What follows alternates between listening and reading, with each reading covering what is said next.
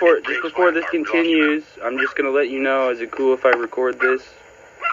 Oh yeah, you can. Sure, of course. All right, sweet. Okay, so I'm recording this. This is officially going to be on recording. So yeah, man. With all these details coming out, people are pointing the fingers at you, but you're telling me you weren't there, or you were there, but you weren't. I was there in the afternoon. There was actually a film that came out a long time ago. I've never been able to find it. But it showed me, like, kind of walking. There's all these people, like, kind of, and that's a strange look. I have no idea. How would my name get involved in that? And if you're saying so, you're saying so.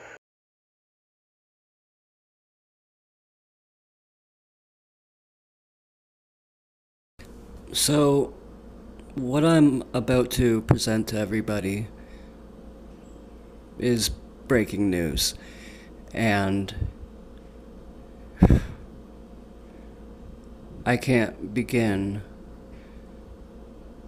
to tell you how I feel about any of this and all of it. I'm really shocked that I got this confession and that it even happened at all. First Joe Burns, and now Daniel Clint Rich. Here that is. He is close to dying, and I've built up a friendship with him, and I got to know that he didn't actually kill Kurt, but yes, he brought Courtney there, and some other things, and you're about to hear it now.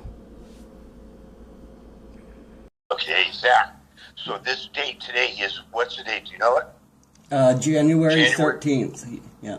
January 13th. So on this date, Zach McQuaid and Daniel Rich are entering into an agreement that all this information that we are about to publish, and Zach is absolutely not responsible for any involvement with any stars or trying to make the contact with them. Daniel Rich is 100% responsible for making the contact with stars or personalities, and that's out of protection to Zach McQuaid, who definitely is not doing that. I, Daniel Rich, am solely responsible for what we're about to do. Zach is told me this is right. So, and we're doing this for the sole purpose of finding absolute justice for a man named Kurt Cobain, and who was, in my belief, murdered. And I actually even know he was murdered, and now the story continues. Are you recording on your side? Yeah. Because I've told everybody that I did not and had not been involved, but everybody is right, Zach. Yes, with my pilot's license, yes, I did fly into Seattle. I flew into Seattle, Washington very quickly. Then I flew out of Seattle, Washington with my own plane. That's amazing that they were even able to pick that up. The plane that I used was my cousin's plane, who actually is licensed as a crop duster, owns a fleet of airplanes, and he's in Moses Lake, Washington. So in 94, I had access to his airplanes. So Courtney Love had private access to my airplane. It wasn't an airplane that was used by the public through Geffen Records. It was my own airplane that I owned through and with my cousin, whose name right now is not important, but it is the truth, what I'm telling you about the airplane. Now, so that's where I was able to get home to my house without even my wife knowing that I had been responsible for Kurt Cobain's death, but I was responsible for Kurt Cobain's death only because I was paid. I was completely paid by a lady named Courtney Love Cobain, which is her married name, or Courtney Michelle Cobain. And the entire timeline and the money trail can easily be found by doing an audit of a group of lawyers at the Geffen Company, or a division of David Geffen Records, which was a David Geffen Company, DGC, which was not the main David Geffen. It was GGC, David Geffen Company. That's, I'm talking about Danny Goldberg and his wife, a lawyer. Oh yeah, Rosemary. Rosemary Carroll. So I received 3 payments. The reason why I'm giving you the statement, Zach, is I do like you, and I'm about to die. So another person's going to die. Mm-hmm. And they're not going to be able to kill me because I already know that I'm going to be dead. I've been very sick for a long time, and last night, coughing for 3.5 hours because of this situation with not only my lungs, the brain tumor, and the prostate cancer. Okay, yeah. So they've only given me like even a few weeks. They're saying if I'm lucky, because everything. My dad had a brain cancer. He died of the same thing, and he died almost immediately. Yeah, I appreciate this so much. Thank you. And we're going to do this for good for Kurt. And I'm glad that you have finally come forward to help people and to even help, hopefully bring some kind of peace of mind to people who have been so affected by what happened. It's a horrible event.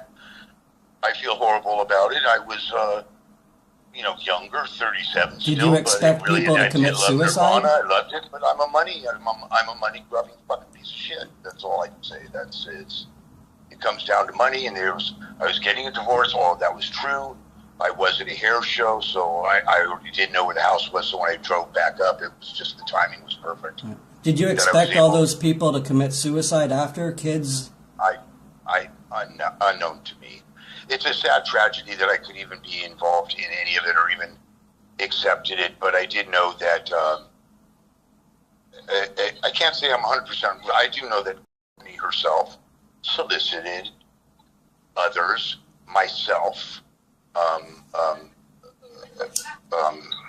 the Mentors drummer who I've played with many times. In fact, my bandmate even broke a bottle over El Duce's head at a show because he had her pinned and cornered, and so I know those people, and I know a lot of people. My brother, we'll get into that in a little bit. But, do you want to explain the David Geffen connection as well, or should we leave that?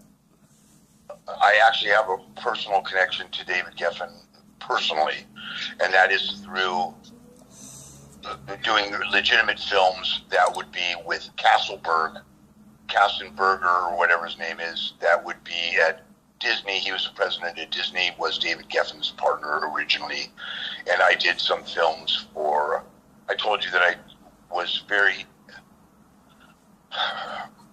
I used to have a pretty good reputation, but when digital imaging and digital film became, started to become, they wouldn't use it because you were like too far ahead of them. I was too far ahead of them. They didn't know how to edit. They didn't have duplicating machines. They didn't understand exactly where I was coming from. But that would be in the erotic film arena. But prior to that, I had meetings with those people and showing films and trying to get that.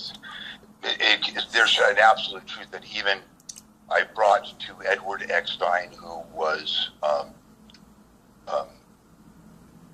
Billy Eckstein's son, Guy Eckstein, but I brought it to Edward, the photographer. You heard about the photographer. I also brought, they were having trouble with their storage for their films or for their music catalog, and I brought them digitizing their film catalog and their video catalog and music catalog into what's called now MP3s. And so in those days I was really ahead of the curve on that as well. So I'm not tuning my horn, and a lot of people would say this guy had nothing to do with it, but then there's a lot of people who would go, no, he sure fucking did. In my lifetime, I've been in many places that are obscure, unbelievable, and this is one of them. So my showing up at the house on the 8th, on the Discovery, a lot of people got very close to the fact that I'm even blown away how my name even got thrown into it. But nevertheless, there was a house in Tarzana and other properties that I never ran around with. I never stole a wig from Courtney. I already had the wig. I didn't steal it from anybody. I had Kurt Cobain's wig, which I called Cobain's wig. It wasn't stolen from Courtney. It was... Was that the one in 1992 that he had for that reading concert? He used a few different wigs, and you know, I know that it was his vid. I got it. I acquired it, let's say. Okay. But that's why it was called Cobain's Wig. And at my house in Tarzana. So in my house in Tarzana, so Hole, going back to Hole, before Courtney was even famous, or Erik or Glenn, or so, I'm going to give you a list of persons, starting with Courtney, who solicited. Okay. Murder. Dylan Carlson, who is involved greatly in the doping of Kurt Cobain for the purpose of murder. Mark Lanigan, also in bed together. They're deeply involved in heroin and other drugs, and money are the reason that all of this happened. I was not involved with heroin or doping or drugs, and I don't even know how to shoot somebody up, so I never gave Kurt Cobain a hot shot. Okay. That was done by other people. I actually was not even responsible for shooting the gun. That's other people are responsible. I do know that the gun that was purchased, Courtney knew of the gun because she was in direct contact with Dylan Carlson, who bought the gun for Courtney. I know for a fact Cobain never knew of any shotgun being in his name. Wow. I know that's fact. I know that the shells were bought separately, so Dylan Carlson was able to buy a shotgun, and he kept that personal. So it is Dylan Carlson who was able to draw a shotgun Kurt Cobain with it. I know that Joe Burns. I know that Bonnie Dillard. I know that Callie DeWitt. I know that Dean Summers was involved in all of this himself, along with Tom Grant. Tom Grant was simply a storyteller and a story twister, and he was able to take a narrative and a timeline, and he could manipulate documents, footage, sounds, sound bites, any way that he wanted to fit a narrative to keep Courtney Love out of jail. He still is doing that. Matt Richer, who was involved in Seattle's art scene, he had a playhouse in Seattle. Dean Summers was involved in it also, and it was Matt Schwimmer, who is a writer, and he wrote a book about marijuana. Schwimmer, that spelling SHMADER, Schmitter, wrote for Seattle, not Times, but a Seattle Free Press or Music Press, and he was partially, I can only say, involved in the writing of this narrative. And the narrative is I look like I'm losing you. So what I'm trying to say is, I'm in Los Angeles and I'm playing in a punk band. And yes, I know Courtney. And she is trying to find some people that can take care of her problem, which is financially important. Oh yeah, well, so she's not paying you at all, anymore, or at all? No. She owes me money, but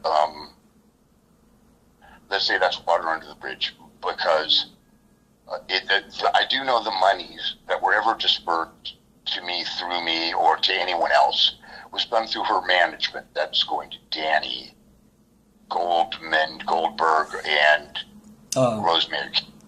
And there was the flat-out fact for them, and so there is an involvement on that side that they were going to lose their number one financial gravy train. which was Kurt Cobain, and that's a new management company, a division of David Geffen Company. So the David Geffen, Kurt Cobain, he was part of David Geffen. David Geffen was really through. Okay. Well, can I ask you specifically what happened that night to Kurt? Okay, so that night is Dylan and Callie doped Kurt, and Kurt wandered himself. So nobody strong-armed could go back and do heroin, and it was Dylan that wanted to go do heroin with Kurt. And so the greenhouse that led Kurt to be very stumbly and he was wasted. And then when they got him back into the greenhouse, Dylan wanted to get high. So they set it up that, yes, Dylan was going to get high. And that's where I guess they could say took advantage of, let me just say, Kurt at that time. And they overdosed him, so he's flat out of it. Okay. Late. And, is he kind of dragged there? Dying. Why Dylan has to pull a shotgun out, it's for court.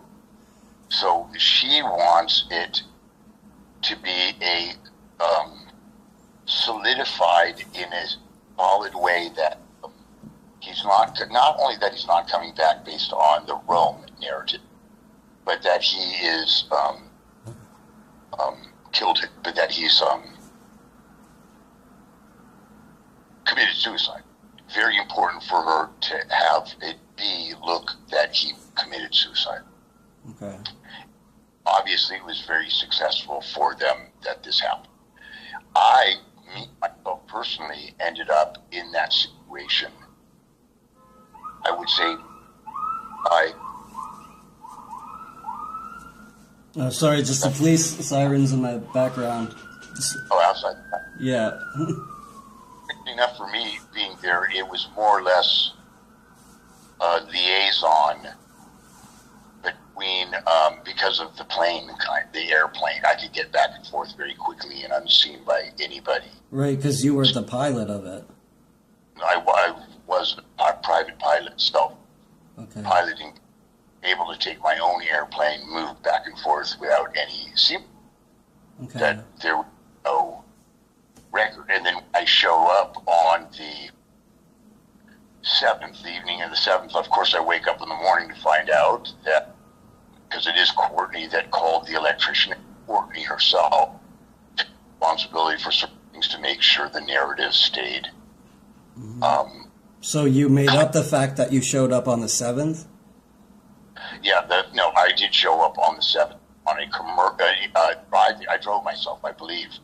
Okay, so you're going back and forth to many places in a short amount of time? In a very short amount of time, yes. So, and okay. And even with Courtney, yes, she brought there by flew her there. Oh, wow. So she was actually there? Yeah, she was there. Yeah, she was there. She won't have firsthand knowledge of everything. So I brought her there, kind of how I got played in. So was she wearing a red dress like Bonnie? Yeah. She always used to do that. Yeah, like the red dress thing. So there's a lot of truth in that. Okay. I wasn't standing in the room. I know that the persons in the room were actually dead. Okay. Murder was Dylan Carlson, Courtney Love herself on the 7th. Not the 7th, the 5th, on the 5th. So it was the 5th. The 5th. It was the 5th when Joe Burns was tattooing Callie. Callie knew that Courtney was there. Courtney had wrote a note and left it on the... It is Courtney's handwriting, but Callie also the note that says, "Hey, Kurt," that was left on the stairs that Tom Grant apparently said he saw the day after. They knew about the notes the whole time. Those were all set up. Yeah. That's a month or more before even. It's all very much a setup. And so what you guys did is you actually changed the timelines of when certain events actually did happen. They changed the times and the dates to fit a narrative. So when Callie says he flew out on the 7th, and he did, and certain books say that it was impossible that Callie showed up on the night of the 7th with Tom, because he wasn't there, and that's the fact. Somebody caught them in a bit of a lie. It was the 6th that they were there, Tom Grant, Dylan, and Courtney had already flown back out. So on the 7th, the 8th, she was back in Los Angeles. There was a very brief while that she put a fake narrative in the newspaper saying that she overdosed. So she had to leave her hotel room to go. That was at, I can't remember, in Los Angeles, some weird hotel that's a ritzy hotel that nobody even knows of. Do you remember the name of that hotel? I forget too, but so they're doing all these things and putting different dates to them. Well, she said she went to the hospital, so when she went to the hospital, she checked out of her hotel. She went to Seattle. That's when she was in Seattle. That was where my involvement, more or less, I got her in Seattle, unknown to everybody. Okay. Then when this murder, and it was murder, took place, and I have to say, sadly, it is murder. I mean, that then she got flown back to Los Angeles, and she was able to check back into the, I keep wanting to say Pantages. It's not Pantages. It's called the hotel, the same hotel. She comes back, and then she, in the press, put out this thing that she had an overdose. She had to go to the hospital. So that gave her the excuse, the reason why she had to check out of the hotel, and then checked back into the hotel. And Erik Erlander, by the way, flew out with us. So Erik Erlander, I think his name is. Erlandson, yeah.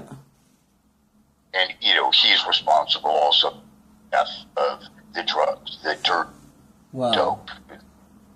That's his trip, along with Lanigan, is the dirty dopers. And then Dylan, who later became a dealer, but at that time he's just it's Mark Lanigan's the dirty dealer, and so he's responsible for the set on all the overdosing dope, the amounts of the dirty dope, and it's Carlson who's administering with Lanigan, and Courtney even the dope, but Kurt never did see his wife there. Okay. He was out of it. Gone, but and I know that Callie also that as well. So they all went up to go get high, and so then however, they dosed him again. So Kurt by himself has already wasted enough. That dope that he purchased from the girl, her name is. She has a brother, Larry, I think is his name, and her name is, it's blank. I'm blanking out. Was it Caitlin Moore? Yeah, Caitlin Moore. Okay. So Caitlin Moore. So, and her brother, and so that's where, Kurt got some dope. He's at home hiding away from Courtney and Tom Grant, and from anybody that Courtney would,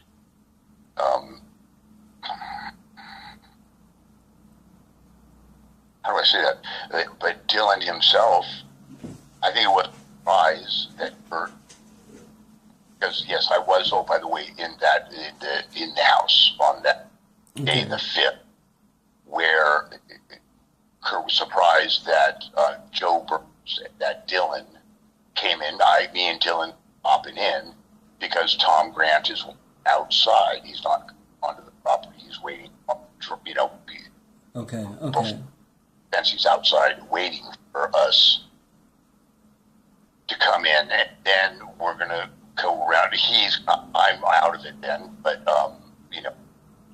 done what I had to do is deliver the people there, that Erik, Erklander, and Erlandson, yeah.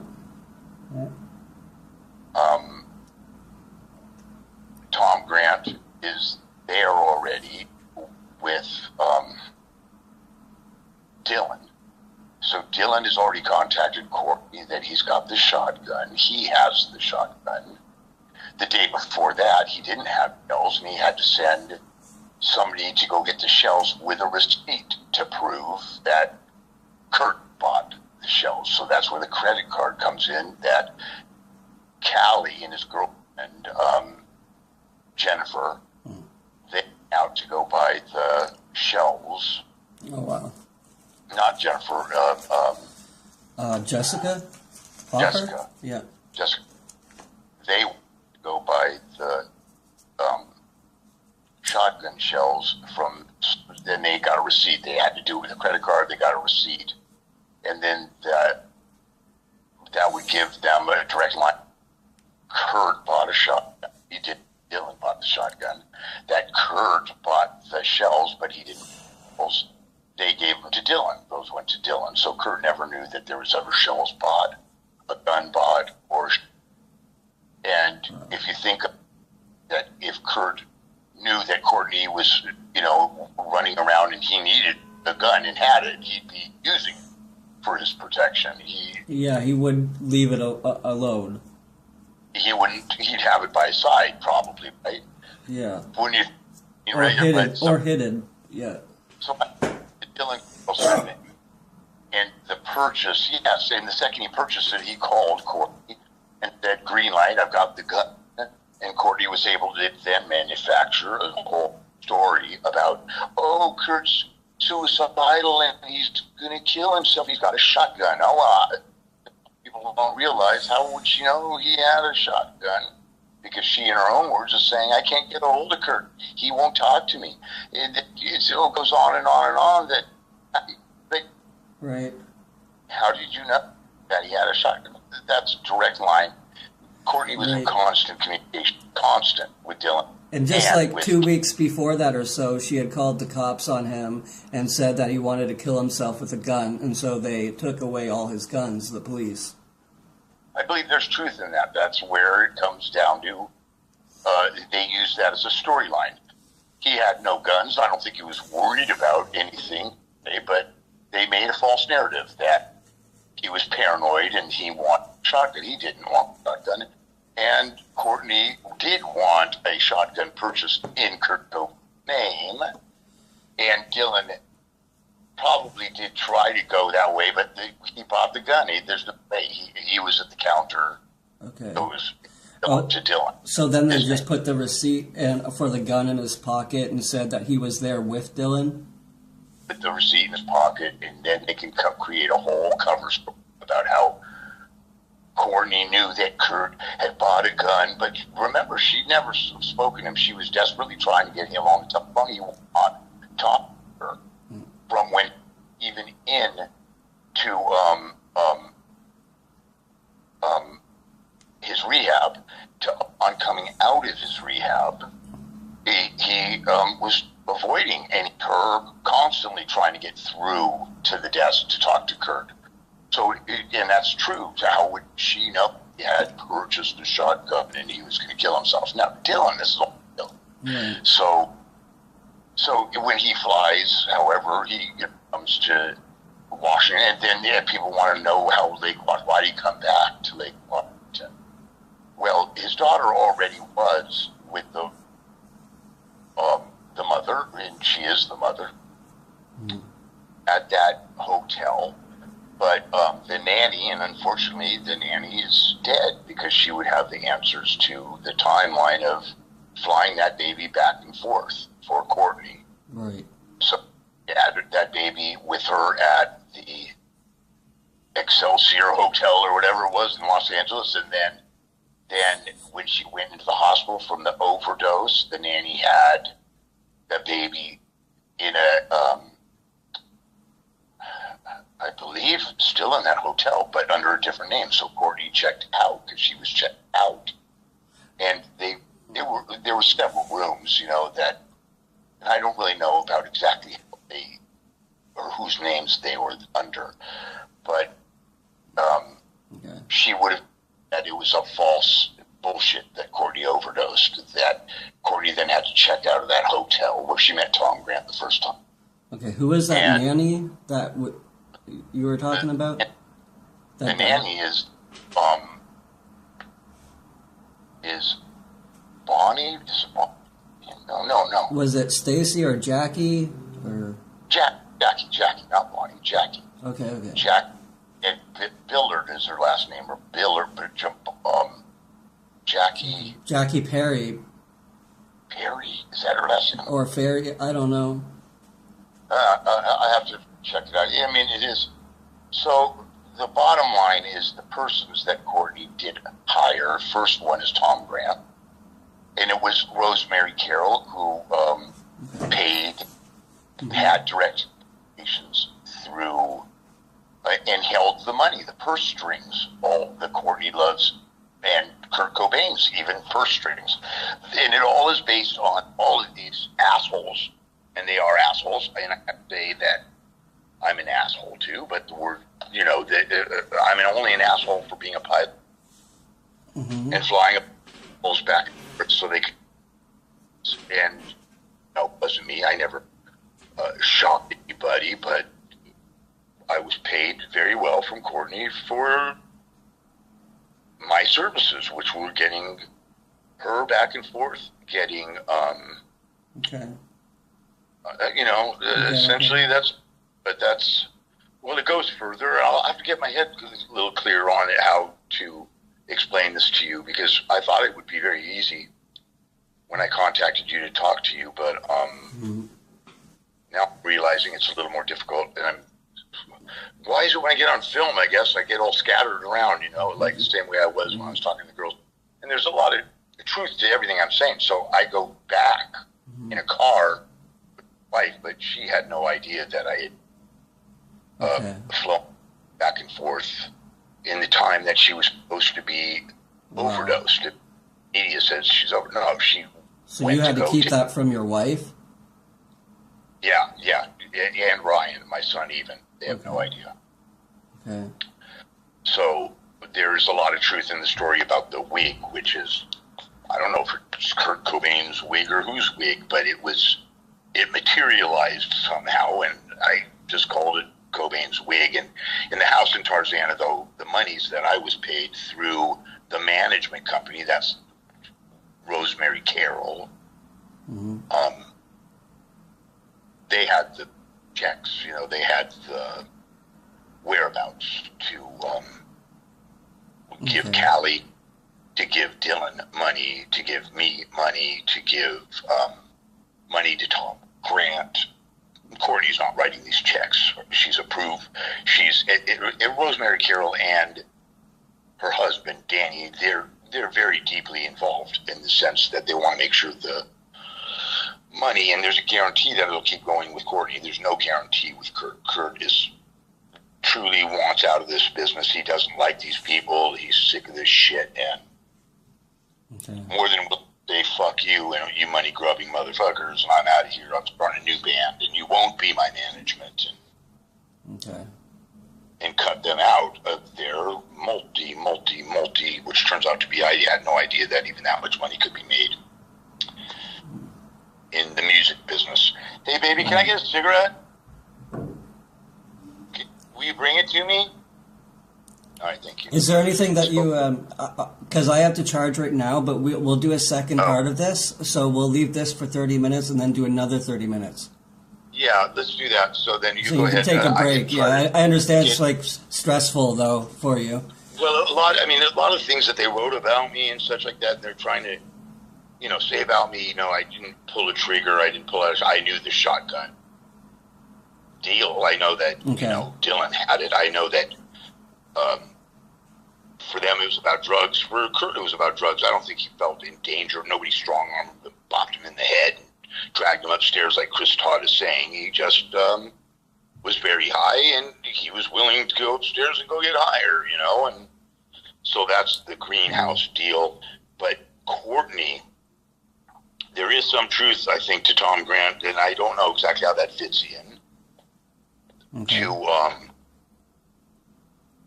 being in and around that room, or when he was so wasted, does she appear and, you know, wants to make sure that he's OD'd out and he's gone, you know, and like she wants to visually make sure that, you know, all is taken care of and then get the fuck out of there. But Callie is very aware. There's a lot of truth to the fact that Callie's telling everyone to get out of here. He knows it's about to happen. Yeah, so since you flew her there, like, she probably most likely went right in the greenhouse to watch this and participate. Going to that point, that she had her own private limousines. She had her own private services that were unbeknownst to anybody. So once she's there, then it's and there quickly within a couple hours. You know, she's now off and running herself. Yeah, running around. And so was I at that property? Yeah. Was I in the house at the time? Yeah, I am the guy that shows up. So I know that, you know, that we have Courtney, who's definitely going to pay me to make sure certain services are done. It's not services of murder, but you know, you can't be stupid. You know what's going on. Mm-hmm. And as I said before, you know, I feel bad. I'm not well, and I probably won't be around much longer. If I am, then I'm fucked either way. But best to get it out. It's 30 years, and the man does deserve, you know, peace. And it's been convoluted. I don't know if I'm convoluting it more. If I am, making it worse, and just throw this tape away. No. But I'm trying to be helpful in the sense of, this is good. To have Joe and then you come forward is great for Kurt. Yeah. Well, I hope so, but it is Courtney. It's his wife. Yeah. And she does not want him to get the baby. She does not want him to leave her with no money. The management company doesn't want her to be left with no money, quote, themselves with no money when he leaves. They knew all the while, and she is talented. I guess he helped her tremendously. Did she help him tremendously? In no way, shape, or form. So he was the money, you know, that they could see that there was a gold mine in Kurt, not so much Courtney. And yet she was very successful because of Kurt's influences. But and money and life taken from the music industry is unusual that way. Right. That's certain. And there is a manufacturing of success. And Kurt, I think, naturally became successful by accident, even unto himself. Because in a lot of ways, and if you look very closely, he was good, and he never thought he was that good. You know, I don't think he thought he was that good. Yeah, he didn't want to be yeah. Now I'll talk to you if I'll talk to you. Call me back. Okay, I will. Yeah. Okay, thank you for this. Thank you for this interview. Yeah, Zach, you're a good guy, and you know somebody's got to get the information. So whatever you do with it, I'm here with you. Yeah. Okay. Bye. And there we go.